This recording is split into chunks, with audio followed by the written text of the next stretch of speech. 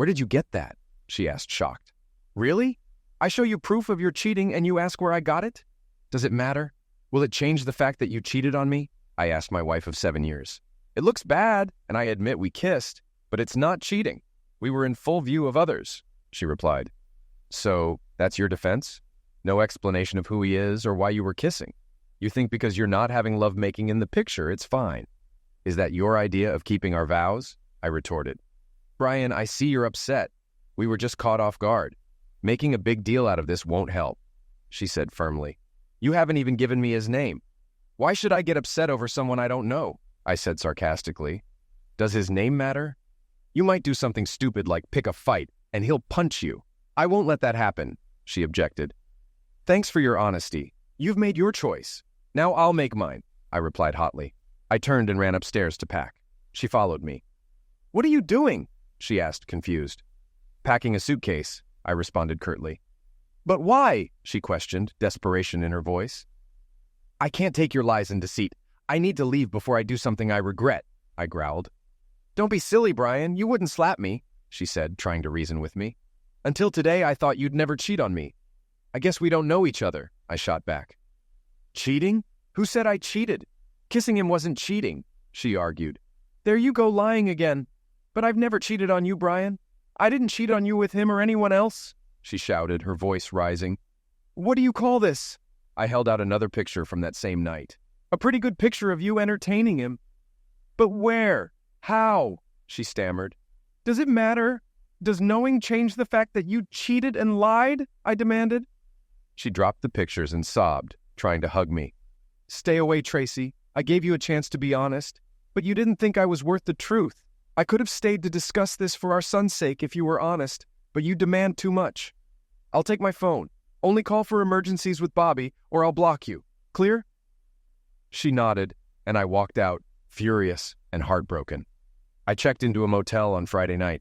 I decided to take the weekend to consider my next steps. If I divorced her, Bobby would be in a single-parent home, and I'd have to pay alimony and child support. I wish she had explained or apologized.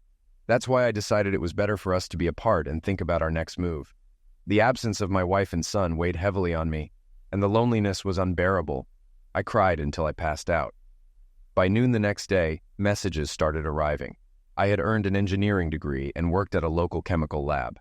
After 5 years, I was offered a production manager position at a research and development center 1,000 miles away, with a significant salary increase. We moved, leaving friends and family behind. Tracy got a job at a large credit card company's call center with over 1,200 employees her age. A year later, Bobby was born, and I convinced her to be a stay-at-home mom since I was well paid. She loved her work friends, who quickly became our social circle. We often got together with her coworkers and their spouses. Although I had no objections, our social life mostly revolved around her coworkers. I felt out of place among the charming men, but they treated me well. The messages were from our friends, whom Tracy had informed about our problems in detail. They urged me to meet and resolve the situation. I was amazed at how she kept this from me, but shared it with them. I dislike others knowing carnal details of my life. Tracy didn't call or text, knowing I'd block her. Cassidy, Tracy's best friend, seemed to instigate everything. She wanted me to meet the group at her house on Sunday at 6 p.m. Suspecting a trap, I suggested Angus Steakhouse instead, where I could leave freely. They reluctantly agreed. I had several reasons to agree to the meeting: to understand why Tracy did what she did, to see whose side our friends were on, and to learn if anyone was involved in her actions. As an account manager, I'm used to confrontations and staying calm. I wanted answers to make an informed decision. I parked my car nearby and walked to the restaurant, realizing the group had arrived early to strategize. This amused me. There was only one seat at the table next to Tracy. She stood to greet me, but I stopped her before she could reach me. If you don't mind, I'd prefer to sit at the far end of the table, away from her. If not, I can sit at another table, I said. Cassidy quickly responded before Tracy could. Of course, Brian. Jared, please give Brian a seat at the end of the table. Your dinner is already paid for, Brian. Let's all go ahead and order. We were in a private dining area to avoid prying eyes. Everyone placed their orders quickly. Before Cassidy or anyone else could start talking, I handed out copies of the photo of Tracy kissing the mystery man. You all seem very interested in Tracy and me settling our differences. I was shocked she shared our personal matters before we had a chance to discuss them ourselves. This shows her continued disrespect for me and our marriage. Cassidy tried to speak, but I interrupted. Before any discussion begins, I want an answer. Look closely at this picture. Do you see that man? Tracy refuses to give his name. I'm sure at least one of you knows who he is. If you want to help, I need information. If no one can be honest and provide the facts, then we have nothing more to discuss. There was complete silence. Even Cassidy hesitated to speak. No one claimed they didn't know the man or offered his name. I had my answer. Thank you for your time. I hope someone is hungry enough to eat my steak. I've lost my appetite. No one here seems interested in helping us repair our relationship. I apologize. I got up and left. Tracy called out, begging me to come back, but no one else did. It was clear our friends were her friends, not mine. Tracy, Cassidy, and the group were stunned. They had planned a reasonable discussion, but I blindsided them with my demand. They weren't prepared to handle it. I didn't mention it at the restaurant, but I was on my way out of the motel. I stopped at a fast food place to grab something to eat. When I got home, I talked to the babysitter Tracy had hired, paid her, and thanked her. I quickly ate and moved my clothes and personal items into the spare bedroom. Over the weekend, I had bought locks with identical keys for the spare bedroom and hall bathroom doors to avoid any physical encounters with Tracy. Once settled, I played with my 3-year-old son, bathed him, and put him to bed. Tracy arrived home around 10:15 p.m. She seemed happy to see me back and found me in Bobby's room, watching him sleep with tears streaming down my face. I shushed her and waved her away. No need to disturb his innocent slumber. After closing the door, she tried to hug me, but I stopped her. I'm glad you're back. Let me make you something to eat. We need to talk. I've already eaten, but thanks. So where have you been? With your lover again? I hinted. No, I was at the steakhouse. They helped me find the right words to get us back on track. I have a lot to tell you, she explained. I'll talk if you give me your lover's name. If not, we have nothing to discuss. I just can't, she said sadly. I wish you'd show me, your husband, half the devotion you show your lover. I'll stay in the spare bedroom until further notice. Don't touch me. Who knows what diseases you might carry now, but I won't let this keep me from my son. If you're ready to talk, your first words will be your lover's name. If you're willing to sacrifice our marriage to protect him, so be it. Don't speak to me until you're ready to give up his name. She walked away, sobbing. A week went by. Tracy and I only spoke to Bobby, not to each other. On Monday night, I came home to a surprise. Everything seemed fine until I walked into the kitchen. A crowd of Tracy's friends surrounded me, eager to see me again. They avoided saying anything that might annoy me, but it felt like they were walking on eggshells. The first thing I asked was, "Where's Bobby?" I didn't want adult conversations around my son. I've dropped him off at the babysitter's. He's staying there tonight, Tracy explained. I see, I said, surprised. There had been pre-planning I wasn't aware of. I didn't see your cars parked outside. We all parked a block away to surprise you, Brian. We couldn't risk you driving by after seeing our cars, Cassidy said. Well, you caught me off guard. Why are you all here? Has something changed that I should know about? I asked. Yes, honey, Tracy began. Let's go to the living room and explain everything. I'm ready to answer your questions. Sure, but I need to use the bathroom first. I'll be right there. I went to the restroom, turned on the recording on my cell phone, and put it in my shirt pocket. Then I joined them in the living room and noticed two new faces. I immediately recognized Tracy's lover sitting next to a younger woman. Tracy began, Brian, meet Elliot Franklin and his wife, Gail. They've been our friends for a long time. I know this may shock you, but you insisted on knowing who he was. We all decided this was the best way to tell you. If you try to attack him, the guys here will intervene. We don't want anyone to get hurt. So you finally show me his face. It's a bit late to worry about me getting hurt, isn't it? I said sarcastically. You didn't care about hurting me, just keeping him safe. Don't worry, I won't touch him. I don't want any diseases he might have given Tracy. Everyone groaned in disappointment. Cassidy jumped in. Brian, we understand your frustration. Can we speak calmly? We are trying to give you what you asked for. You wanted his name, and now you have it. We assumed you would also want to talk to him, and we've arranged that. Elliot doesn't need me to speak for him. He can speak for himself. We're just introducing you. Elliot stood up and held out his hand. We've gotten off to a bad start. I hope we can be friends, or at least polite.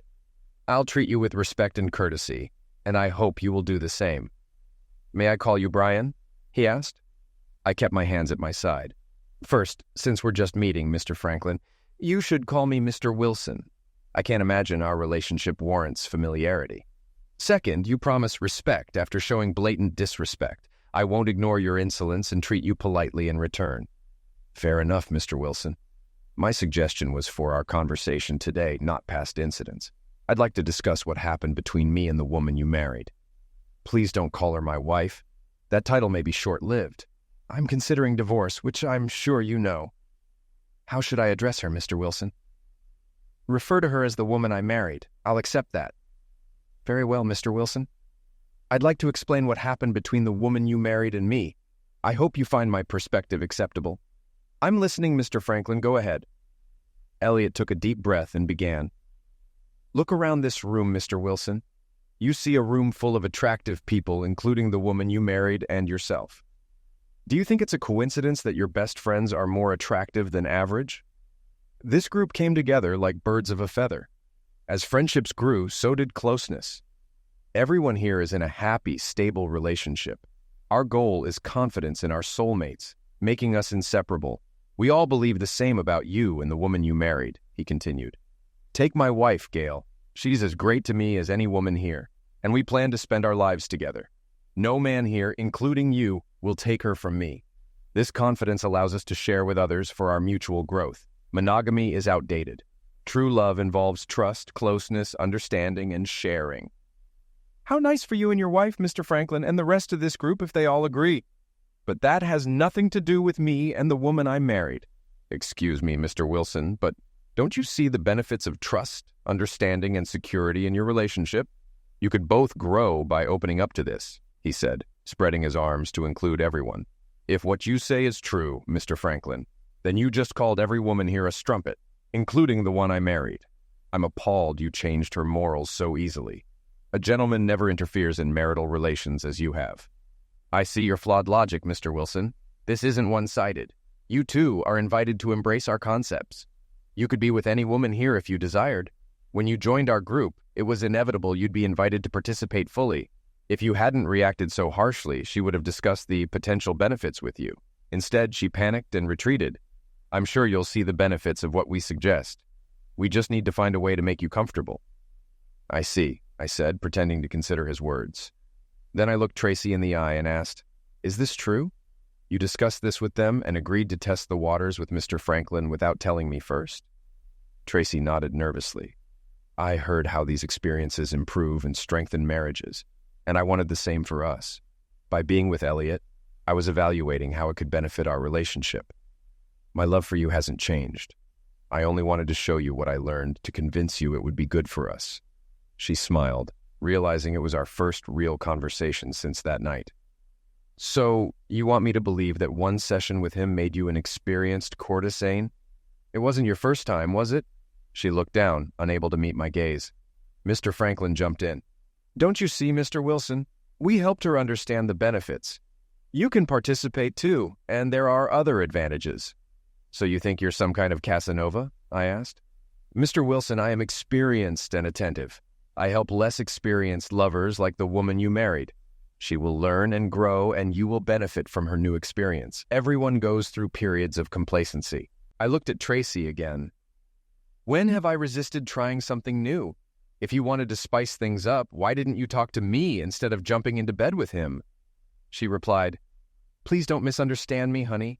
You're a gentle and sweet lover, which I need most of the time. But sometimes I want something more forceful and direct, which Elliot showed me. He never tried to replace you in my heart. I kept my anger in check, realizing our relationship couldn't be repaired. Inside, I felt a storm, but outwardly, I stayed calm. Now, I aim to gather ammunition to create chaos in their lives for destroying my home. Thank you, Brian. Now do you see our group in a better light? Will you and Tracy join? Your marriage will grow stronger. I guarantee it. I forced a grin. I need more time to digest everything. Tracy and I need to talk one-on-one. Once we settle things, we'll get back to you. Is that okay? He grinned weakly, needing my answer immediately but not getting it. Sure, he said reluctantly. Take as much time as you need. He nodded, and 3 large men grabbed and held me. I wasn't going anywhere. Though surprised, I didn't feel threatened. Tracy walked over, pulled my cell phone from my pocket, and started deleting videos. Brian, we want to trust you, but until you're one of us, we have to protect ourselves. It was clear you were recording tonight's events on your phone. We can't afford that. Tracy nodded at Elliot, who asked, "Is it all gone?" Tracy replied, "Yes, there's no recording of tonight." She tucked my phone away, showing she was fully committed to their group. I showed the look of defeat Elliot wanted. Elliot continued, "Don't be so down, Brian. I'd like to think you were recording to choose who to be with first in our group, but we can't take that risk." He patted me on the back, and the group quietly left. I grabbed my keys and headed to the garage.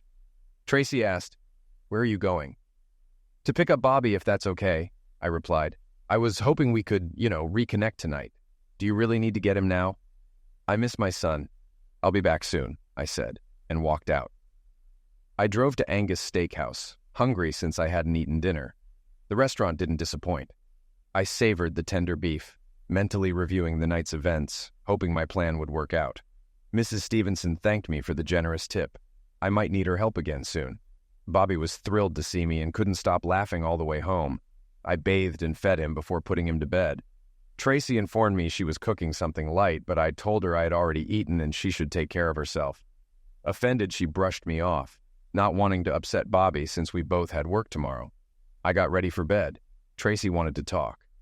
"What's going on, Brian? You seemed interested in Elliot's offer, then you shut me out. What happened?" she asked. "I'm glad you asked. Let me answer with some questions. Your answers might provide clarity," I replied. "Go ahead," she said. "Just before they left, 3 men grabbed me in my own house. You said nothing, is that true?" "It wasn't like that," she objected. "Wasn't it? 3 men grabbed me. Yes or no, Tracy? Did it happen?" "Yes," she said. But I interrupted her. "Yes, it did. Did you protest to any witnesses who were also silent? Yes or no, Tracy?" "No," she answered reluctantly. "We're starting to understand. Next question. Did I ask you to take my phone and delete anything from it? Yes or no, Tracy? Be honest." "No," she said quietly. "So bear with me, this is a long question. Be careful so I don't have to repeat myself. You admit you had no objection to me being restrained in my own home.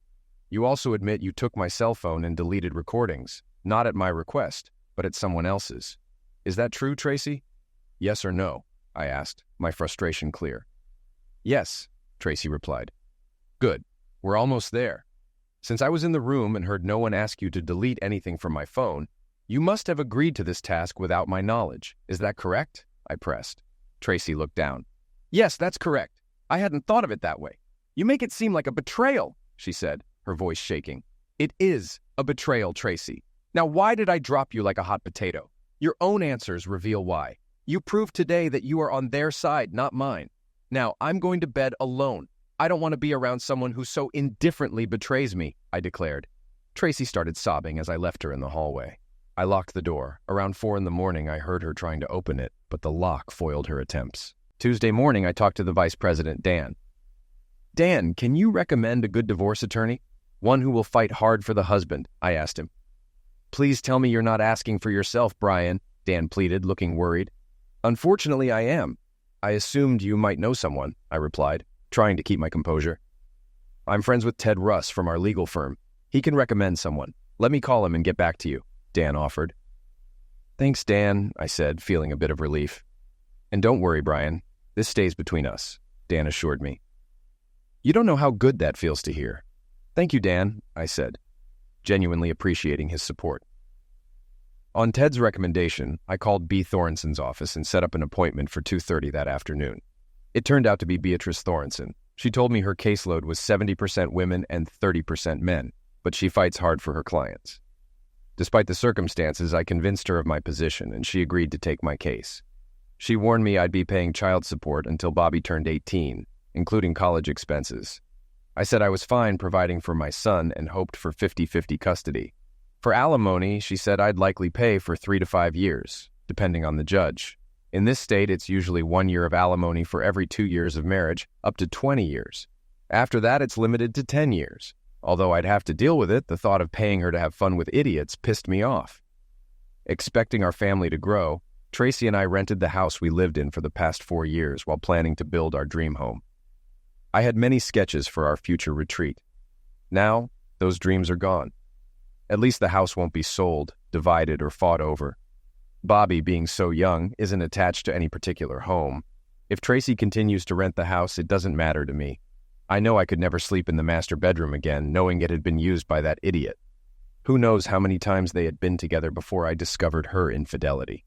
B explained that the average divorce in our state takes 8 months, if uncontested, and a year if contested. I hoped for the 8-month timeline. Staying married to a traitorous wife held no appeal now that I had decided to divorce Tracy. B also mentioned there was no financial benefit to filing a declaration of infidelity, but it could help in custody disputes. She said the paperwork could be ready by Thursday afternoon, and I asked her to serve Tracy at work on Friday at 10 a.m. so her friends and colleagues could witness it. After resolving the divorce issues and agreeing on a fee, I asked about living arrangements until the divorce was finalized. "What questions do you have, Brian?" B, my attorney, asked. "My main concern is time with my son. 8 months to a year is a long time for both of us. I don't want to be an absent father. Would it be illegal or inappropriate to continue living in the same house to maximize my time with him?" I inquired. "While not uncommon, it can be challenging," B replied. "How so?" I asked, curious. "When she's served on Friday, she'll be extremely unhappy. If you're nearby, she might retaliate. Are you prepared for her anger?" B explained. "Absolutely. I can handle it. Knowing we'll be legally separated," I responded confidently. "She may not want a divorce. Often cheating wives want both their husband and their affair. She might try to prevent it," B warned. "But it's a legal process, right? She can't stop it just because she wants to," I said, trying to understand the situation fully. "True, but she could complicate things," B noted. "How?" I asked, concerned. "If you become carnal before the divorce, the timeline resets to 0, and you'll wait another 8 months. The state will see it as a desire to end the divorce process," B explained. "That won't be a problem for me, though I can see Tracy trying to lure me into bed to disrupt the process. I have an iron will, B. I won't give in," I said firmly. "You don't have to," B insisted. "Tracy could claim you had an affair, and unless you can prove otherwise, which is nearly impossible, the timeline resets. The judge will find it hard to believe you weren't carnal while living together. I've seen it before, Brian, and I strongly advise against it." I countered. "If she makes such a claim, would she need to provide specific details like time and place? I could refute those." "Yes, she'd need details, but it would still be your word against hers, and the judge might believe her, especially if she's tearfully persuasive," B cautioned. "Leave it to me. Thank you, B. You've been a great help," I said, feeling somewhat reassured. I then discussed another legal issue that I would face after the divorce. Tracy usually gets home half an hour before me, so I wasn't surprised to find her cooking. I avoided the kitchen and headed upstairs to shower. Using the hall bathroom gave her fewer opportunities to trap me. I took a change of clothes with me, practicing living separately under the same roof. When I came out of the bathroom, she was waiting in the hallway. "Dinner will be ready soon. Bobby's in his high chair. You smell nice," she said. "I'll be right down." "Thanks," I replied, unlocking my spare bedroom door. The tension was palpable, but she didn't say anything sarcastic. As we ate, she began, "I'd like to explain about the cell phone last night." "Go ahead," I said calmly. "Elliot knew you were recording and said it wasn't fair to expose everyone to that risk. They couldn't leave until the threat was neutralized. He suggested I delete the records myself in your presence." "I see. And why did they trust you to do that to your husband?" I asked. "Because I gave them my word." "Brian, I don't understand," she said, sounding confused. "Understand what? Didn't you promise to be faithful to me on our wedding day?" Silence followed my remarks, and I was glad for it. "Darling, I don't want you to think I'm on their side. That's not true," Tracy insisted. "It isn't? What if those men had grabbed you in our house? Do you think I would have stood by silently?" I challenged. "What choice did you have, Brian? They could have taken you easily," she reasoned. "That's true, but that wouldn't have stopped me. I would have fought for you because I would have been on your side, not theirs." "Last night, you acted like one of them," I pointed out. "I'm sorry. You don't understand, Brian. I explained about the cell phone." "I don't know what else to say," she said, looking frustrated. "There's nothing more to say, is there?" I joked. "You're right. How did you find those pictures, Brian?" "I'd like to know," she asked, her curiosity piqued. "I'm sure you would. Maybe one of your friends isn't as loyal to your cause. What if a coworker sent those pictures to me? How would you feel?" I teased. "Who? Please tell me who. A man or a woman?" she asked urgently. "I can't tell you, Tracy. Why not? I gave my word, I said with a grin. She realized she wasn't getting anywhere and decided to change the topic. Did you enjoy watching? She asked, trying a different angle. No, I just saw a bunch of animals, I replied bluntly. That's right, Brian. It doesn't have to be emotional. It's supposed to strengthen our marriage, she argued. How's that going? Our marriage is hanging by a thread, I retorted. I already feel closer to you, she added sarcastically. Don't be like that. You don't understand. Tracy, has our life become so boring and devoid of fantasy that you think we can't survive as a couple without involving others? I asked, my voice filled with disbelief. I didn't say that. It's not about survival. Don't you want to do more than just survive? Shouldn't we take chances to strengthen our marriage? What's the damage in that? She asked, her voice full of frustration. The damage is the destruction of the trust we once had. Your experiments are tearing our marriage apart. Maybe your friends don't value fidelity, but I do. I don't trust you anymore, Tracy. You've shown you're capable of doing whatever you want behind my back. If it's so important, why didn't you talk to me before jumping into bed with another man? I responded, my voice rising. I knew you'd react like this. I thought if I participated and saw the benefits, I could bring what I learned to you. When you see the improvements, you'd understand the value, she explained, trying to justify her actions. So you and Elliot see yourselves as enlightened, thinking people like me need to be spoon-fed your superior knowledge. How elitist of you! I didn't realize how lucky I was, I said, sarcasm dripping from my words. She noticed. Let me show you what I've learned. I adopted techniques from Elliot and watched Gail closely last night. The goal is to improve our love life, not destroy it. Let me show you. You won't regret it, she enthused, attempting to persuade me. Every time I look at you, I cringe. I'm not interested in kissing you anytime soon. All you offer now is what used to be mine, shared freely with other men, I retorted, my anger barely contained. Only yours. You don't own me, Brian. I never have and never will, she said defiantly. You're right. I never claimed to own you. I thought you were mine because you said you gave yourself to me. Now you've taken that back and given it to another man. You've broken something in me, Tracy, and I'm not sure it can be fixed, I said, my voice filled with sorrow and finality. She started sobbing again. That was the last conversation we had until Friday. I spent all my free time with Bobby. I changed his diaper and didn't ask for her help. It was almost a game of who bathed him the most. Bobby enjoyed the attention, and so did I. Over the next few days, I researched Elliot and Gail Franklin. I found almost nothing. The only public record for an Elliot Franklin was a homeless man arrested for soliciting money downtown. The photo and age didn't match the one who had entertained Tracy. I'll keep trying to find out more about them. I arranged for Tracy to be served at 10 a.m. on Friday because I was attending a meeting of the local chapter of facilities managers. These meetings last 2 to 4 hours, including lunch, and are sponsored by contractors advertising their services. If Tracy called, my secretary would confirm my extended absence, and I'd leave my phone on silent, only answering emergency work calls. I wasn't avoiding Tracy. I wanted to give her time to process the shock before talking. When I returned to work, I saw her numerous messages and called her back. She answered quickly, clearly upset. It's about time. Are you serious? Getting served in front of my friends? Do you know how embarrassed I was? Are you really divorcing me over this? I told you it was nothing, Brian. When will you get that through your head? Why won't you return my calls? Why won't you talk to me? My secretary should have informed you that I was in a management meeting. I called you back as soon as I could. I have a job to do. And when have I refused to talk to you? You've been avoiding me for the past 2 days. I'm still talking to you now. Let's resume this conversation after work when we have more time, I said firmly. She started crying. I don't want a divorce. Please, Brian, don't divorce me. We'll talk tonight. Okay, Tracy? Okay, she said, sniffling. I love you. Tonight, then. Goodbye, Tracy, I said, ending the call. I had one more short meeting about a lab issue and called our contractor to resolve it. I arrived home early, knowing Friday afternoons are usually quiet. Realizing she might not want to cook, I picked up Chick-fil-A for dinner and texted her. She arrived shortly after I did. I grabbed Bobby from her car and carried him inside. She hugged me as I held him. I set him in his high chair and helped feed him. Babies can be messy eaters, and Bobby was at the stage where he liked to throw food. She thanked me for the takeout. We cooed and talked happily with Bobby, even as she cried. I spent the evening with Bobby, not leaving his side until he was asleep. He was my focus and reason for enduring the situation. Later, I found Tracy in the living room looking over the divorce papers.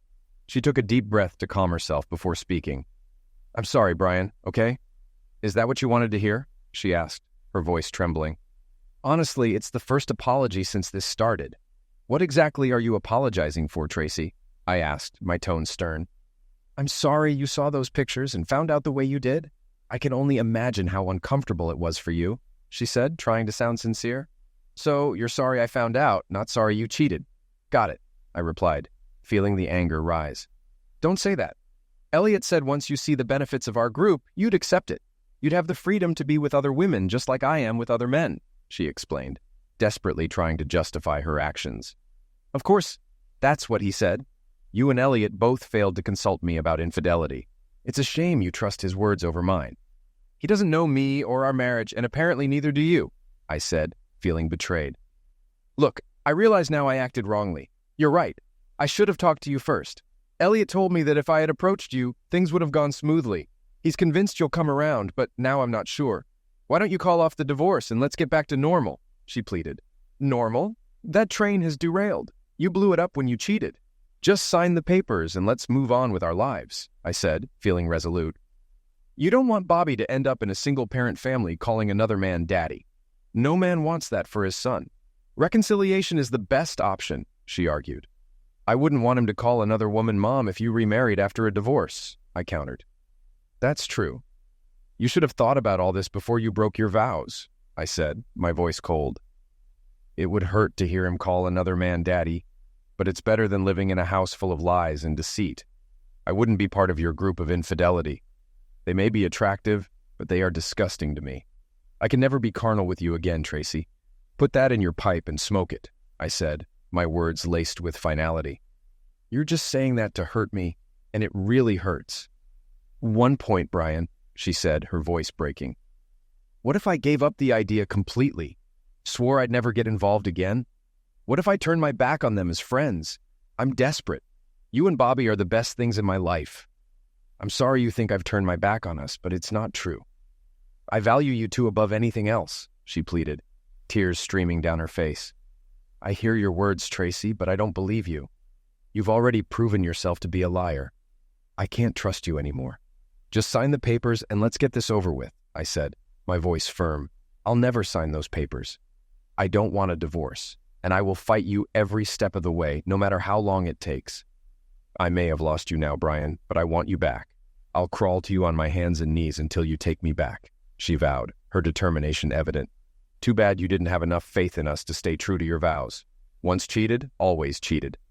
"That's how I'll always see you," I quipped. She started sobbing, realizing the difficulty ahead. "What now?" she asked. "I hope you don't expect me to leave. I'm staying here with Bobby. We have nowhere else to go," she mumbled. "You're right.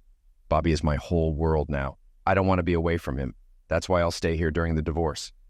I won't get in your way. I don't need you to do my laundry, cook, or clean. You take care of your needs, I'll take care of mine, and we'll both take care of Bobby. Just don't touch me. You're disgusting to me now. We will coexist until the divorce is final, but there will be no reconciliation," I stated firmly. Her hope turned to dejection.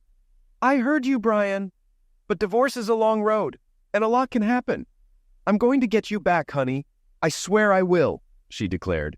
"As long as you keep hanging out with your friends, you won't have a chance. I won't socialize with them again.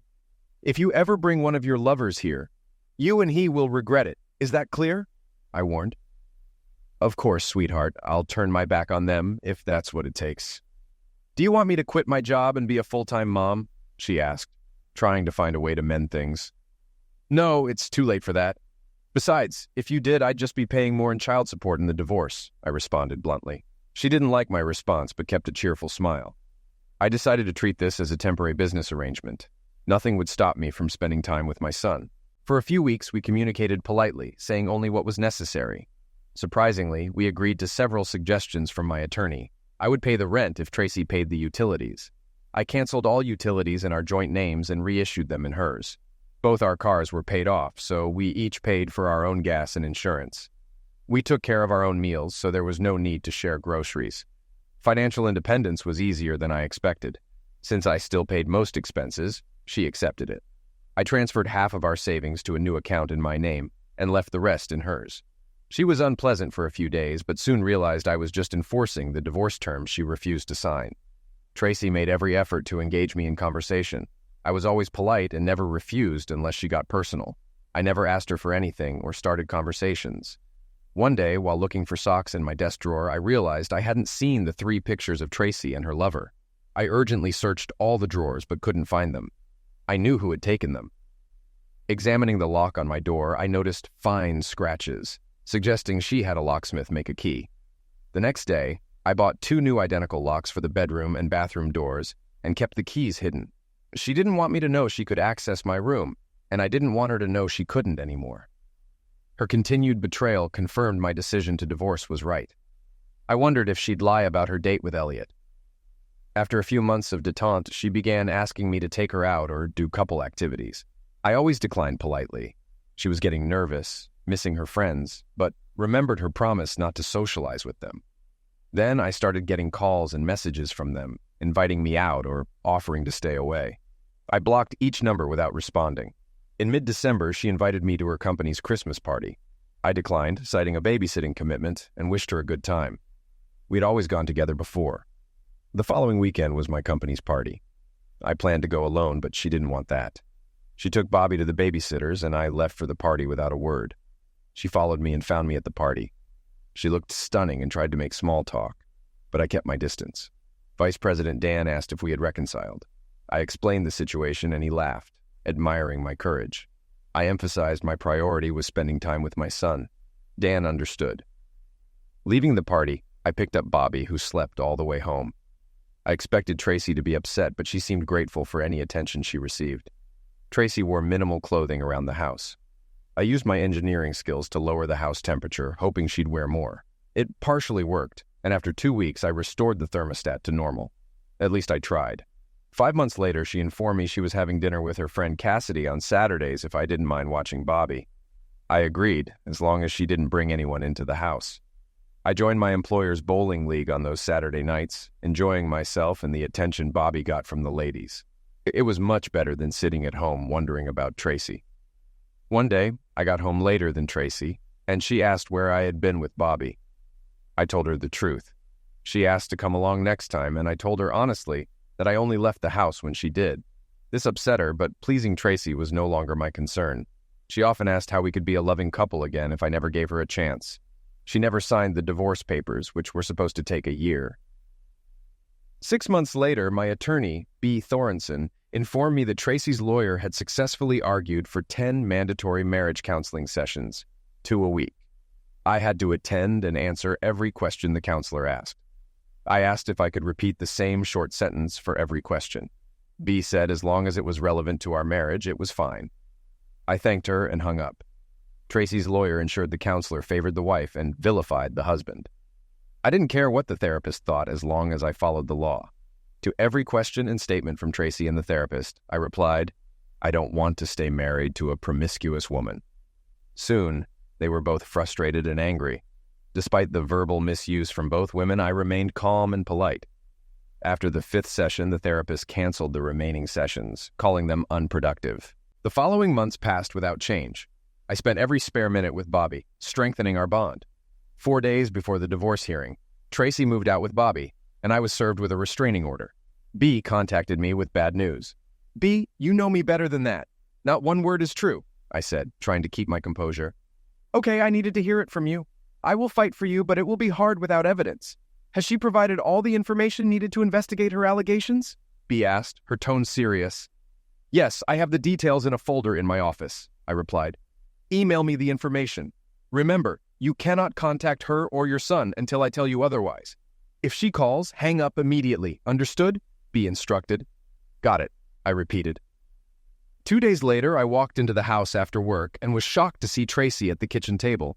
Her car wasn't there, so she must have come with someone else. My first impulse was to leave to avoid violating the restraining order, but she called out, Brian, turn around and listen if you want to see Bobby again. She had my attention. I just stared at her, keeping my distance. You don't have to say a word, just listen, she said. I stayed calm and non-confrontational.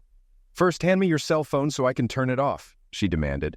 I placed it on the table. She picked it up and turned it off to ensure no recording. I tried to talk you down, but you were stubborn. I had to resort to desperate measures. How does it feel to be on the other side? I claimed we had lovemaking to turn back the clock, but Elliot convinced me to have a backup plan in case your lawyer objected. So I made up a story about you hitting me. We both know you never touched me, but I needed full custody of Bobby, leaving you with little time with him. It's cruel, but it gives me leverage. If you cancel the divorce and agree to join our group of friends, I'll lift the restraining order, move in, and we can resume our marriage. Bobby wouldn't be in a single-parent family. What's not to like? I promise you'll get used to it.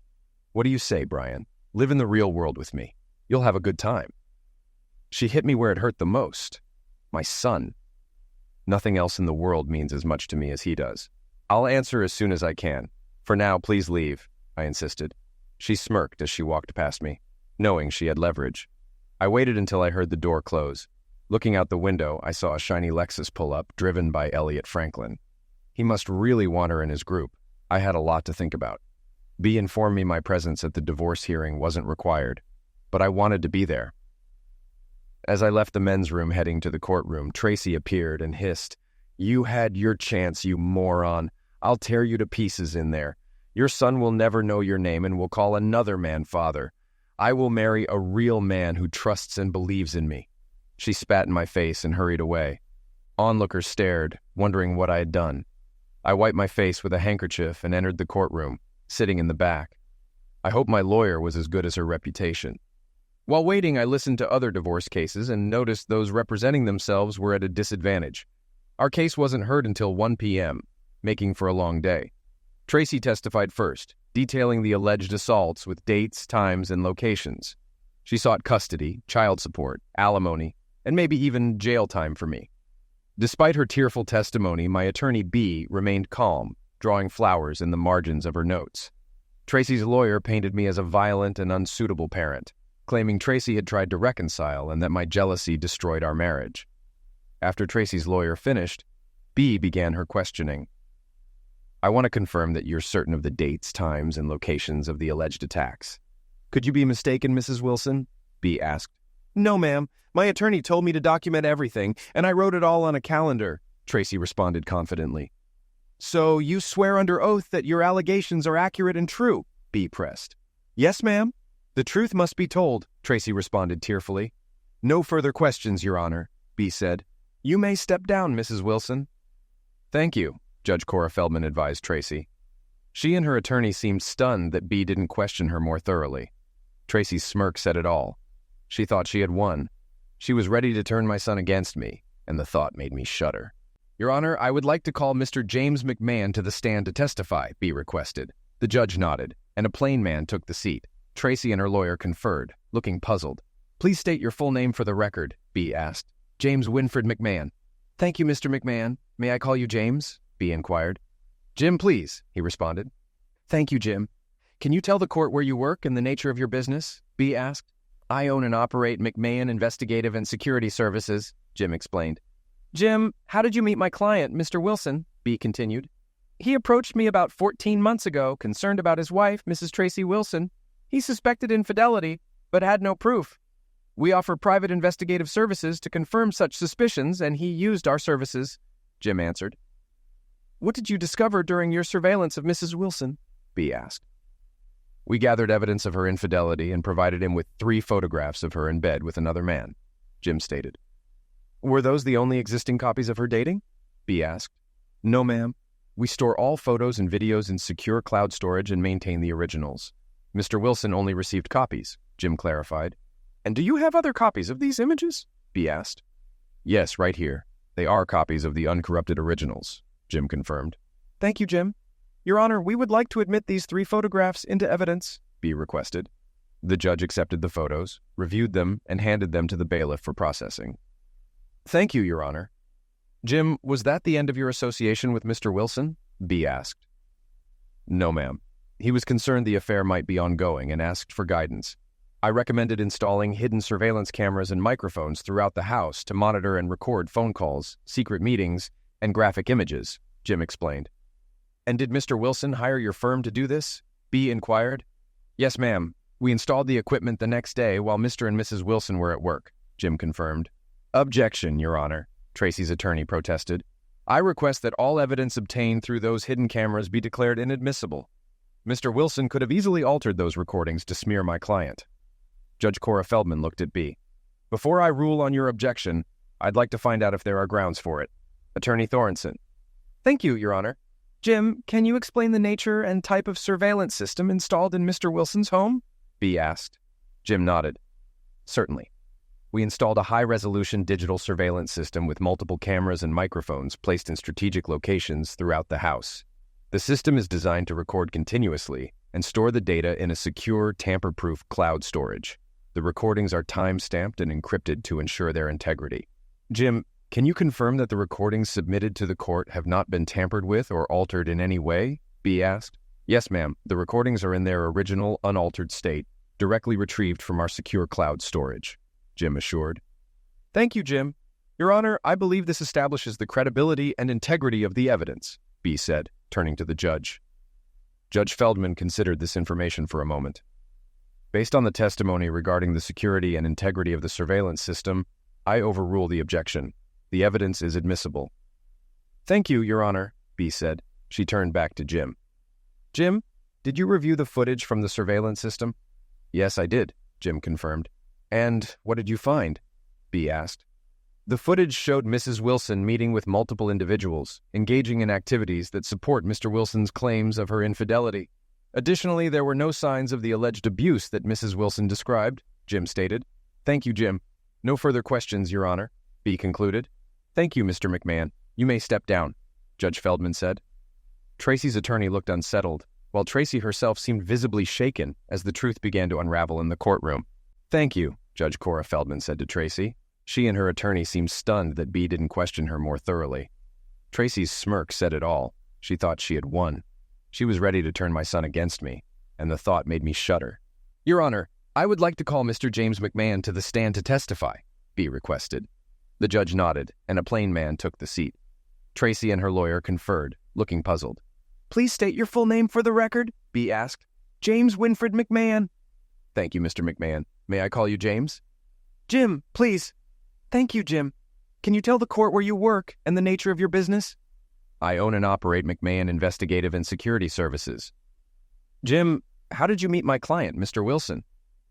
He approached me about 14 months ago, concerned about his wife, Mrs. Tracy Wilson. He suspected infidelity but had no proof. We offer private investigative services to confirm such suspicions, and he used our services. What did you discover during your surveillance of Mrs. Wilson? We gathered evidence of her infidelity and provided him with 3 photographs of her in bed with another man. Were those the only existing copies of her dating? No, ma'am. We store all photos and videos in secure cloud storage and maintain the originals. Mr. Wilson only received copies. And do you have other copies of these images? Yes, right here. They are copies of the uncorrupted originals. Thank you, Jim. Your Honor, we would like to admit these 3 photographs into evidence. The judge accepted the photos, reviewed them, and handed them to the bailiff for processing. Thank you, Your Honor. Jim, was that the end of your association with Mr. Wilson? No, ma'am. He was concerned the affair might be ongoing and asked for guidance. I recommended installing hidden surveillance cameras and microphones throughout the house to monitor and record phone calls, secret meetings, and graphic images. And did Mr. Wilson hire your firm to do this? Yes, ma'am. We installed the equipment the next day while Mr. and Mrs. Wilson were at work. Objection, Your Honor, Tracy's attorney protested. I request that all evidence obtained through those hidden cameras be declared inadmissible. Mr. Wilson could have easily altered those recordings to smear my client. Judge Cora Feldman looked at B. Before I rule on your objection, I'd like to find out if there are grounds for it, Attorney Thorenson. Thank you, Your Honor, B replied. Jim, can you explain the nature and type of surveillance system installed in Mr. Wilson's home? All cameras transmit data wirelessly to a laptop hidden under the house, which is connected to a wired Ethernet hub, Jim explained. The data is streamed to our secure cloud servers. Mr. Wilson does not have access to the raw records. The laptop only stores the web address to which the content is sent. The only way to access these files is to contact my firm. We ensure the chain of evidence is constantly monitored. Mr. Wilson's only involvement is the monthly replacement of the camera batteries. Judge Feldman smiled at Jim and nodded. I've seen you in my courtroom before, Mr. McMahon. Your firm has an excellent reputation. The objection is overruled." "Thank you, Your Honor," B responded. Turning back to Jim, she continued, "Jim, you heard Tracy Wilson's testimony accusing my client of assault. Here are the dates and times of the alleged assaults. Do you think her accusations have any merit?" "No, ma'am, they don't," Jim replied confidently. "What makes you so sure?" B asked. "When we reviewed the recordings from those dates, there were no incidents of violence. Mr. Wilson was happily playing with his son, and Tracy Wilson was alone in another room. The house was peaceful at the times of the alleged assaults." Tracy and her attorney avoided eye contact, focusing on the floor. "Jim, can you provide additional information regarding her allegations?" B prompted. "Yes, I have a transcript of a phone call Tracy made the day before she moved," Jim stated. "She talked about hating to see her husband treated this way and mentioned someone else punching her up so she could blame him. She planned to use this as leverage against him." "Objection, Your Honor. That's hearsay," Tracy's attorney interjected. "I can provide the original tapes. The transcript is an accurate reflection of her words," Jim offered. Tracy's lawyer did not object further. "Thank you, Jim. No further questions, Your Honor," B said and sat down. Judge Feldman then addressed Tracy's attorney. "Would you like to question this witness?" Defeated, Tracy's attorney replied, "No questions, Your Honor." "Thank you, Mr. McMahon. You may leave the room," Judge Feldman said.